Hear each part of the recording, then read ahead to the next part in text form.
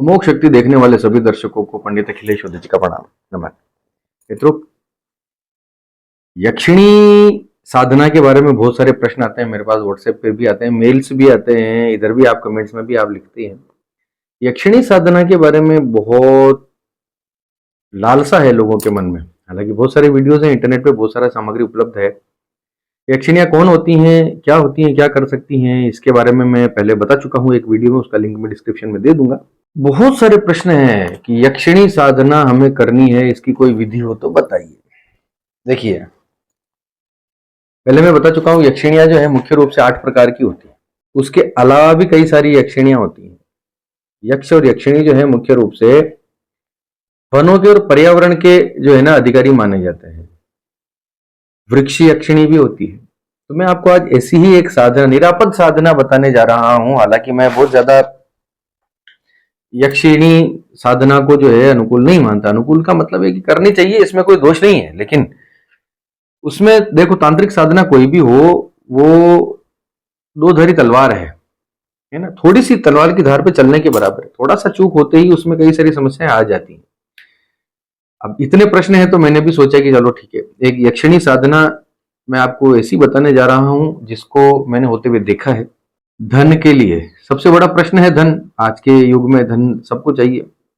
People का वृक्ष, people यक्षिणी इसको कहा जाता है, पीपल यक्षिणी इसको कहा जाता है, अश्वत्थ यक्षिणी। यानी हर पर्टिकुलर अलग अलग वृक्षों की अलग अलग यक्षिणियां होती हैं, उनकी उनके उनके ऊपर अधिकार होता है। तो उसी के लिए आज एक धन संबंधी एक अद्भुत साधना लेकर आया हूं। थोड़ा सा श्रम लगेगा, थोड़ा सा, बहुत ज्यादा नहीं।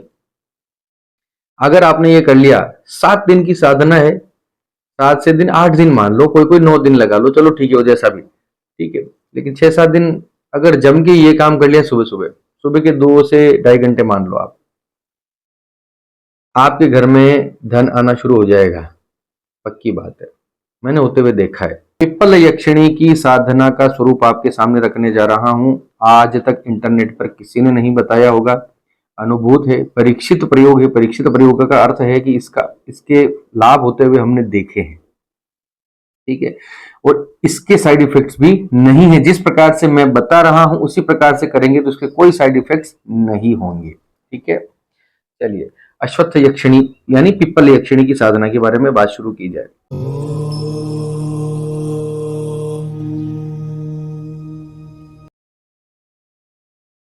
मैं पूरी साधना का स्वरूप आपको बहुत सरलतम स्वरूप में बताऊंगा, सरलतम तरीके से बताऊंगा कि आपको बहुत ज्यादा सामग्री नहीं इकट्ठा करनी पड़े, आपको बहुत ज्यादा तामझाम की आवश्यकता नहीं पड़े, न्यास विनियोग कुछ भी नहीं है। सिंपल एक मंत्र है, उसके साथ कुछ चीजें हैं, बस उस तरीके से आपको कर लेना है। प्रोसेस वो फॉलो करना जो मैं बता रहा हूं। कोई कहीं आपको हानि होने की कोई संभावना नहीं रहेगी और आपके घर में आपकी आपकी कामनाएं सफल होने लग जाएंगी। सामग्री: पीले रंग का आसन आपके बैठने के लिए, रुद्राक्ष की माला, लाल रंग के फूल या फिर खुशबू वाले फूल, या तो गुलाब का फूल हो या खुशबू वाला कोई भी फूल हो, वो फूल होने चाहिए। मावे का प्रसाद होना चाहिए। सुगंधित धूप होनी चाहिए, धूप बत्ती, अगरबत्ती नहीं, धूप बत्ती, सुगंधित धूप बत्ती। ये सब आप चीजें आपको इकट्ठा करनी है। अपना आसन लगाना है कहाँ? मुख्य रूप से तो जो है ये साधना किसी पीपल के वृक्ष के नीचे बैठकर ही की जाती है, ठीक है। आपको लगता है कि पीपल के वृक्ष के नीचे बैठना इतना आसान नहीं है, लोग देखते हैं या भीड़ होती है या ऐसा कुछ भी। आप अगर आपका ये सुविधा ना हो, कोई बात नहीं, पीपल को गमले में आप लगा सकते हैं। गमले में लगा हुआ पीपल का वृक्ष आप नर्सरी से भी ला सकते हैं, कोई दिक्कत नहीं। पीपल का वृक्ष पास में होना आवश्यक है। ये मैं रास्ता बता रहा हूँ। ज्यादा बढ़िया तो ये है कि पीपल के वृक्ष के नीचे बैठकर करो। सुबह सुबह का 1-2 घंटे का काम है। तो पीपल के वृक्ष के नीचे अपना आसन लगा लीजिए, पीले रंग का, ठीक है। उसके बाद पीपल की वृक्ष की आपको पूजा करनी है, सामान्य पूजा। सामान्य पूजा, मैं तो कहता हूं कि कोई पूजा के नाम पे भी मैं कुछ भी नहीं बता रहा हूं। सिर्फ पीपल के वृक्ष को प्रणाम करना है। वहां की उसके समस्त देवी देवताओं को, पीपल के वृक्ष के ऊपर जितने भी निवासी देवी देवता होते हैं उन सबको प्रणाम करना है, इतना सा। उसके बाद शुद्धिकरण कर लीजिए। शायद ये मैंने बताया नहीं। शुद्धिकरण का मतलब होता है अपने बाएं हाथ में थोड़ा सा जल लेकर इस प्रकार से पुंडरीकाक्ष पुंडरीकाक्ष पुंडरीकाक्ष इस प्रकार से नाम लेते हुए अपने शरीर पर छिड़क दीजिए। पुंडरीकाक्ष का नाम लेने मात्र से बाह्य और आंतरिक अशुद्धियां समाप्त हो जाती हैं। इस प्रकार से हमारे शास्त्रों में कहा है। इसका अलग से मंत्र है, लेकिन वो पवित्रीकरण का मंत्र नहीं बता रहा हूं, टेढ़ा होएगा। मैं जितना हो सकता है उतना सरल बता रहा हूं। ठीक है।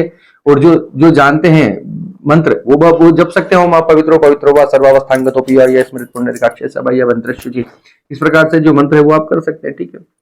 दूसरा, अपने दाएं हाथ में थोड़ा सा जल लेकर ओम केशवाय नमः स्वाहा एक जोड़ा सा जल पीना है।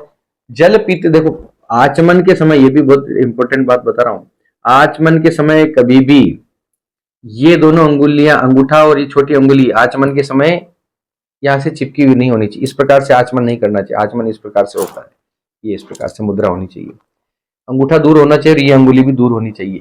और पानी को जो आप अंदर गटकते हैं तो उसकी सुड़कने की आवाज नहीं, इस प्रकार से आवाज नहीं होनी चाहिए, बिना आवाज की इस प्रकार से वो जल, शुद्धिकरण का जो जल है हमको जो है वो पीना चाहिए। ओम केशवाय नमः स्वाहा, ओम माधवाय नमः स्वाहा, ओम नारायणाय नमः स्वाहा, ओम गोविंदाय नमः इति हस्त प्रक्षालनम, यानी हाथ धो लीजिए। अब ये हस्त प्रक्षालन शब्द नहीं भी आता है, नारायण केशवाय नमः माधवाय नमः नारायण नमः स्वाहा और गोविंदाय नमः, इस प्रकार से हाथ धो लो, ठीक है। ये हो गया। इतना सा थोड़ा सा जल अपने आसन के नीचे डाल लीजिए, आसन शुद्धिकरणम समर्पयामि। अब आपने जो सामग्री इकट्ठा की थी, पुष्प, धूप बत्ती, अलसी के तेल का दीपक, सबसे पहले अलसी के तेल का दीपक लगा लीजिए, ठीक है।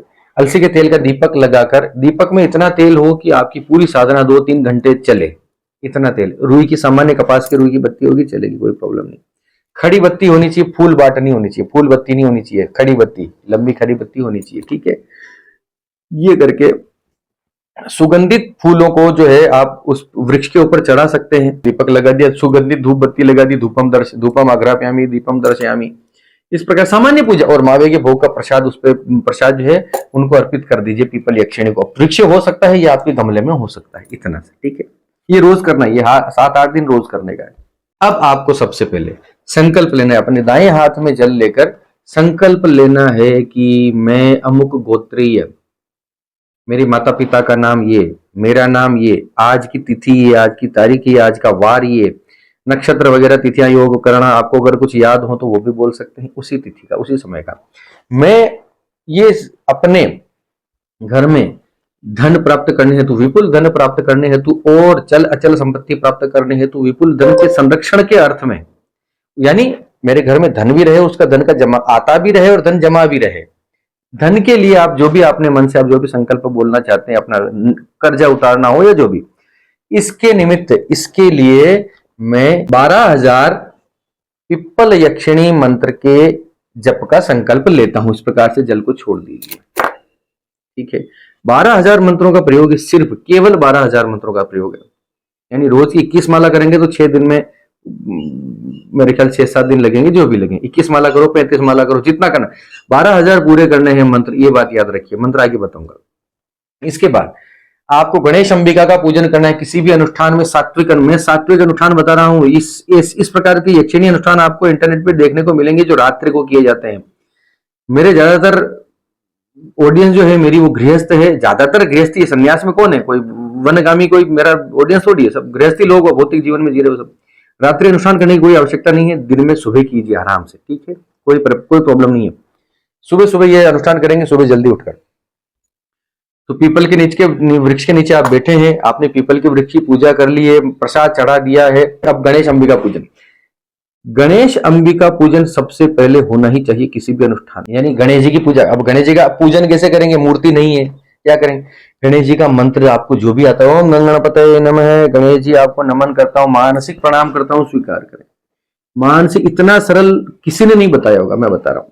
मां अंदर से गणेश जी को प्रणाम कर लीजिए, मन ही मन। सबसे पहले ओम गणपतये नमः, हे भगवान गणपति महाराज आपको प्रणाम करता हूं। उसके बाद अंबिका, हे माता, हे देवी शक्ति, हे दुर्गा स्वरूपी देवी शक्ति, मैं आपको प्रणाम करता हूं, अंबिका देवी मेरा प्रणाम स्वीकार करें। कोई मंत्र आता हो तो मंत्र बोल लीजिए, और विग्रह हो आपके सामने, मूर्तियां हो तो उनकी पूजा कर लीजिए, ठीक है। अगला पूजन, गुरु का पूजन। अपने गुरु को याद कर लीजिए, आपके जो भी गुरु हैं, जिनको भी आप मानते हैं, नहीं मानते हैं, आपने गुरु नहीं बना रखे हैं, तो शिव भगवान शंकर को परम गुरु मानकर उनको प्रणाम कर लीजिए कि शिव स्वरूप मेरे गुरु को मैं प्रणाम करता हूं, गुरुभ्यो नमः। इस प्रकार से गुरु की पूजा कर लीजिए, गुरु को नमन कर लीजिए, मन ही मन करने का है सब कुछ, आपको एक्स्ट्रा कुछ नहीं करना है अलग से। इसके बाद अपने पितरों को याद कर लीजिए कि मैं अपने पितरों को भी प्रणाम करता हूं, मेरे पितरों को, मेरे पितर मुझे इस साधना में सफलता प्रदान करने में मुझे शक्ति प्रदान करें, ध्यान रखें, ठीक है। इतना सा पितरों को प्रणाम कर लो, हाथ जोड़ जोड़ के आगे बढ़ो, मैं बता रहा हूं बहुत सिंपल है। इसके बाद इंपॉर्टेंट है विष्णु पूजन और माता लक्ष्मी पूजन, भगवान विष्णु और लक्ष्मी की पूजा। और तीसरी है कुबेर देवता की पूजा, कुबेर यक्षराज कुबेर की पूजा। यक्षिणी की साधना कर रहे हैं ना, तो यक्ष की पूजा होना आवश्यक है। पीपल का वृक्ष इसलिए विष्णु भगवान और लक्ष्मी की पूजा आवश्यक है, ताकि ये पूरी साधना जो है ये राजसिक न होकर एक सात्विक भाव से आप आगे बढ़ेंगे। मैं सात्विक साधना बता रहा हूं यक्ष की। तो सबसे पहले भगवान विष्णु की पूजा कर लीजिए। किसी भी प्रकार से आपके सामने विग्रह हो तो बहुत सुंदर, नहीं हो तो ओम विष्णुवे नमः, भगवान विष्णु को प्रणाम कर लो, माता लक्ष्मी को प्रणाम कर लो, कुबेर को प्रणाम कर लो, यक्षराज कुबेर को प्रणाम कर लो, कुबेर देवाय नमः। ठीक है, यक्षराज कुबेराय नमः। कोई भी आपको कोई मंत्र आता हो, वित्तेश्वर वाला या वैश्वनाय वाला मंत्र जो भी है, वो आपको मंत्र आता है तो उसका जाप कर लीजिए, हाथ जोड़कर फिर आगे बढ़िए। ठीक है, अब सबसे पहले आपको करना है नारायण कवच का पाठ। मोस्ट इंपोर्टेंट, नारायण कवच का पाठ आपको सबसे पहले करना है ना, ताकि आप जो यक्षराज की यक्षिणी की साधना कर रहे हैं तो कोई भी कवच हो, कवच कर ही लेना चाहिए। अब नारायण कवच कर सकते हैं क्योंकि पीपल यक्षिणी है, तो नारायण कवच श्रेष्ठ है। विष्णु लक्ष्मी की पूजा भी हमने की, नारायण कवच कर सकते हैं, बहुत सुंदर, या लक्ष्मी कवच या शिव कवच या कोई भी कवच हो, देवी कवच हो, जो दुर्गा सप्तशती में सबसे पहले होता है, देवी कवच हो, जो भी कवच आप करना चाहते हैं, एक कवच सबसे पहले कोई भी कवच आप कर लीजिए। उसके बाद नारायण कवच के बाद एक पाठ श्री सूक्त का, श्री सूक्त का एक पाठ, उसके बाद एक पाठ विष्णु सहस्त्र नाम का। बिल्कुल ऑथेंटिक चीज बता रहा हूं, अगर ये कर गए तो आपके घर में 8वें दिन से आप देखोगे प्रवाह धन का बढ़ गया है। आप मुझे थैंक यू बोलोगे मैसेज पे। नारायण कवच, श्री सूक्त, फिर विष्णु सहस्त्र नाम। ठीक, विष्णु सहस्त्र नाम करने के बाद अब आप उक्त मंत्र का जाप करेंगे। 12,000 मंत्र कंप्लीट करने हैं, जब तक साधना चले। 2 दिन में कर लें, एक ही दिन में कर लें, 7 दिन में करें, 6 दिन में करें, 10 दिन में करें, जो वो आपका हिसाब आप देख लो। मेरा अनुमान ये है कि 6 दिन में 7 दिन में हो जाती बड़े आराम से। 21 माला भी रोज करेंगे, हो जाएगी बड़े आराम से। ठीक है, मंत्र ध्यान से सुनिए। ओम ऐं क्लीं धनम कुरु कुरु स्वाहा। सिंपल मंत्र, वेरी सिंपल। ओम ऐं क्लीं धनम कुरु कुरु स्वाहा। अब इसके अंदर कई लोग बोलते हैं ऐं बोले कि ऐं ग बोले कि, इसमें ये कंफ्यूजन पता नहीं, ये तो मुझे लगता है प्रलय काल तक जो है ये कंफ्यूजन नहीं मिटने वाला लोगों का। क्लींग बोले कि क्लीन बोले कि क्लीन बोले, अरे भाई मैं 1000 बार समझा चुका हूं, अब ये बात फिर सुन लो। ऐम हो क्लीम हो तो भी चलेगा, ऐम चलेगा, क्लीम चलेगा। असली उच्चारण है ऐं, ऐं, बस खत्म। ऐं ग भी नहीं है, ऐ न भी नहीं है, क्लीन ग भी नहीं है, क्लीन न भी नहीं है। इतना सिंपल नहीं समझ में आ रहा? ऐं क्लीन क्लीन ग नहीं, ग नहीं आएगा साउंड। क्लींग क्लीन, बस यही अटक जाएगा। क्लीन ग को उच्चारण नहीं करने का। क्लीन ऐं, न तो मैं बन रहा है न बन रहा है, क्लीन न भी नहीं, क्लीन ग भी नहीं, बीच में। ओम ऐं क्लीं धनम कुरु कुरु स्वाहा, ये मंत्र हो गया पूरा। ठीक है, इसकी आप अब 21 माला रोज करना है। 21 माला कंप्लीट होने के बाद अब आपको करना है कनक धारा स्तोत्र। उसके ठीक बाद 21 माला कंप्लीट होते ही कनक धारा स्तोत्र का पाठ करना है।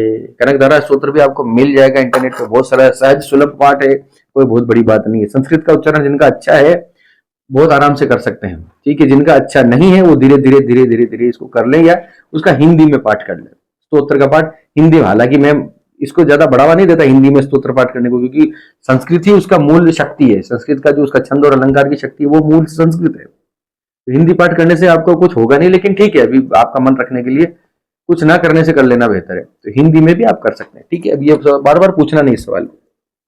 कनक धारा स्तोत्र उसके बाद कर लिया। उसके बाद अब आपको अर्पण करना है कि मैंने आज अपने लिए अपनी मनोकामना की पूर्ति हेतु जितने भी, जो भी पाठ पूजा किया, जो भी तप साधना किया, जितने भी मंत्रों का जाप किया, वो सब में है पीपलों पे उपस्थित यक्ष यक्षिणी देवी देवता मैं आपको अर्पण करता हूं। इस प्रकार से हाथ में जल लेके पीपल के वृक्ष पे आप छोड़ दीजिए। इस प्रकार से मुझे सफलता प्रदान कीजिए। और उसके बाद क्षमा याचना, ये बहुत इंपॉर्टेंट है। क्षमा याचना बहुत इंपॉर्टेंट है। मैंने जो भी आज के दिन में जो भी गलतियां कुछ मुझसे हो गई हूं, मुझे पूजा पाठ करना नहीं आता, मैं बहुत नादान बालक हूं, जो भी आपको कहना है, मेरे से जो भी गलतियां हुई मुझे क्षमा कर देना, मैं इससे क्षमा प्रार्थी हूँ। इस प्रकार से आप क्षमा मांग के आरती करनी है। एक आरती का छोटा सा पात्र होगा, उसमें एक दीपक की बत्ती बना लीजिए। घी की आरती घी से होती है, ठीक है। घी में डूबी हुई है।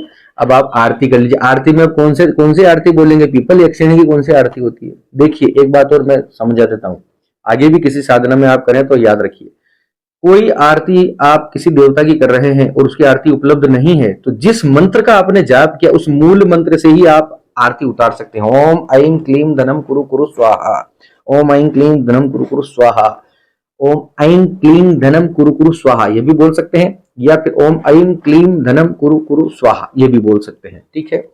इस प्रकार से आरती उतार के जल के छींटे दे दीजिए। जल के छींटों से आरती का जो प्रोसेस होता है सामान्य है, ठंडी आरती भी की जाती है, बाद में आरती को ठंडा किया जाता है। आरती हो जाने के बाद आपको अब प्रणाम करना है। माथा टेक के प्रणाम कर लीजिए, आरती ले लीजिए, फिर उसके बाद प्रणाम कर लीजिए। आपके समर्पित है, जो भी आप बोलना चाहते हैं 2 मिनट 5 मिनट शांति से आंखें बंद करके बैठिए। अब यही चीज आप पीपल के वृक्ष के नीचे बैठकर कर लीजिए तो बहुत सुंदर। नहीं कर सकते, कोई अड़चन है, तो गमले में पीपल का पौधा लगा के उस गमले के पास अपने घर में उत्तराभिमुख या पूर्वाभिमुख, उत्तर दिशा की तरफ मुख करके या पूर्व दिशा की मुख करके ये साधना आप कर सकते हैं अपने घर पे बैठकर। रोज सुबह जल्दी उठकर, सूर्योदय से पहले उठ जाना जरूरी है। जितने दिन अनुष्ठान चलेगा उतने दिन ब्रह्मचर्य का पालन आवश्यक है। एक महात्मा जी ने बोला था कि ब्रह्मचर्य का अर्थ सेक्स से रिलेटेड ही नहीं होता है। ये मैं मानता हूं महाराज, मैंने भी ऐसा नहीं कहा कि सेक्स से ही रिलेटेड होता है। ब्रह्मचर्य का मतलब होता है ब्रह्म की चर्या, यानी ईश्वर के पद पर चलना। ये मैं एक ब्रह्मचर्य पर से रिलेटेड एक वीडियो है मेरा, वो आप देखेंगे तो आप समझ जाएंगे, शायद देखा नहीं। चलिए, ब्रह्मचर्य का मतलब सात्विकता, सत्य, अहिंसा, यम नियम है हमारे, इनका पालन करते हुए ये पूरा ब्रह्मचर्य के अंतर्गत आता है। अपरिग्रह है ना, तो ये सारा क्रोध नहीं करना, निंदा नहीं करना किसी की, ये बेसिक चीज है। चुगलखोरी नहीं करना, जितना हो सके शांत से मौन रहिए। सेक्स पर नियंत्रण तो रखना ही, वो तो है ही सही ब्रह्मचर्य का, उसका ये करता तो ये भी है ही सही। गृहस्थ आदमी है तो अलग सोइए पत्नी से, ये बेसिक चीज है। ये तो अब मैं बोल बोल के थक गया हूँ, ये सब चीजें आवश्यक है। ये सब करने के बाद अंत में दशांश हवन, आपने 12,000 मंत्र अगर आपने किए हैं तो 1200 मंत्रों का आपको हवन करना बहुत आवश्यक है। अब हवन करने के लिए क्या करें? आपको हवन की विधि नहीं आती है तो यहाँ पे देखो, हवन ऐसी चीज है ना कि जिसका शॉर्ट तरीका बताना बड़ा टेढ़ा है। तो किसी पंडित को बुला लीजिए, पंडित को बुलाकर उसको बोलिए कि मेरे को एक मंत्र का दशांश हवन करवाना है, मैं भी उसमें बैठूंगा, ठीक है। तो अग्नि पर मुख्य घी की आहुति पर आप लग जाइए यजमान के ऊपर, बाकी ये हवन पंडित करवा देगा। नहीं कर सकते तो उसका भी रास्ता बता रहा हूं। अगर नहीं कर सकते तो दशांश यानी उसका 10%, 1200 मंत्र और जप लीजिए, 2 दिन और बैठ जाइए एक्स्ट्रा जप में, ठीक है। दशांश हवन नहीं कर सकते तो 10%, उसका 10%, जितने 1200 यानी 12,000 मंत्रों का 1200, इतने मंत्र और जाप कर लीजिए, 2-3 दिन और लगा दीजिए, ठीक है। ये हो गए आपके पूरा अनुष्ठान की प्रक्रिया। इसके बाद आपको 12 ब्राह्मणों को भोजन करवाना है और उनको कुछ ना कुछ दक्षिणा देनी है। जिसको ये लगता है कि ब्राह्मणों को क्यों दें, ब्राह्मण तो खाते पीते हैं, ये करते हैं वो करते हैं, नहीं करना है मत करो, तुम्हारे जमे जो करो, शास्त्र तो यही कहता है, हम तो यही कहेंगे। सात्विक ब्राह्मण मिलना कोई बड़ी मुश्किल बात नहीं है, वेदों के गुरुकुल के बच्चे हो सकते हैं या शादीशुदा, तो जो भी ठीक ब्राह्मण आपको लगता है, या गृहस्थ ब्राह्मण भी कोई हो, आपका मित्र हो, जो ऐसा लगता हो कि सही रास्ते पर चलता है, खाता पीता नहीं है, ठीक है, कोई इस प्रकार से उसका कोई गलत शौक नहीं है, तो उसको खिलाया जाए। जनेऊधारी चोटीधारी ब्राह्मण है तो आराम से आप ब्राह्मण भोजन आवश्यक है। आपको लगता है कि नहीं करवाना है तो वो आपकी इच्छा, बाकी है करवाना पड़ेगा, ठीक है। चलो, ये सारा प्रोसेस आप 7 दिन 8 दिन 9 दिन लगाइए, 10 दिन लगाइए। ये सारा प्रोसेस होने के बाद आप देखेंगे कि 10वें 11वें दिन से 8वें दिन से इसका अनुष्ठान पूरा होने के बाद अब कोशिश ये कीजिए कि नित्य अपने घर में अपने पूजा स्थान पे ही एक माला कम से कम इस मंत्र की कंटिन्यू करते रहिए। ये भी बहुत इंपॉर्टेंट है। जो भी अनुष्ठान पूरा होता है उसके बाद, ये नहीं कि वो अनुष्ठान करके छोड़ दिया अब धन आने लग जाएगा, वो तो आएगा, ठीक है, लेकिन उसकी एक माला नित्य नियम में अपने ढाल लीजिए, उसी रुद्राक्ष की माला से, उसी आसन के ऊपर एक माला रोज अपने घर में जहां बैठे हैं, पूजा पाठ जो जितना कर रहे हैं उतना, उसके अलावा कोई विधि नहीं करनी, कुछ नहीं करना है, सिर्फ उसकी एक माला रोज करना है। कोई विनियोग नहीं, कोई न्यास नहीं, कुछ भी नहीं है। सारी बातें इस अद्भुत प्रयोग के बारे में मैं इस वीडियो में आपको बता चुका हूं। इसका लाभ उठाइए, हमने तो होते हुए देखे हैं। और भी कोई ज्योतिष संबंधी, मंत्र तंत्र यंत्र संबंधी किसी प्रकार की समस्या हो, आध्यात्मिक समस्या हो, कोई देवी देवताओं के रहस्य हो, जो भी आपके मन में कोई प्रश्न हो, तो आप हमसे व्हाट्सएप नंबर पे आप संपर्क कर सकते हैं। आप सबका ईश्वर भला करे, आप सबके मंगल की कामना करता हुआ मैं पंडित अखिलेश उदिच आपसे विदा लेता हूँ। धन्यवाद। सर्वे भवन्तु सुखिनः।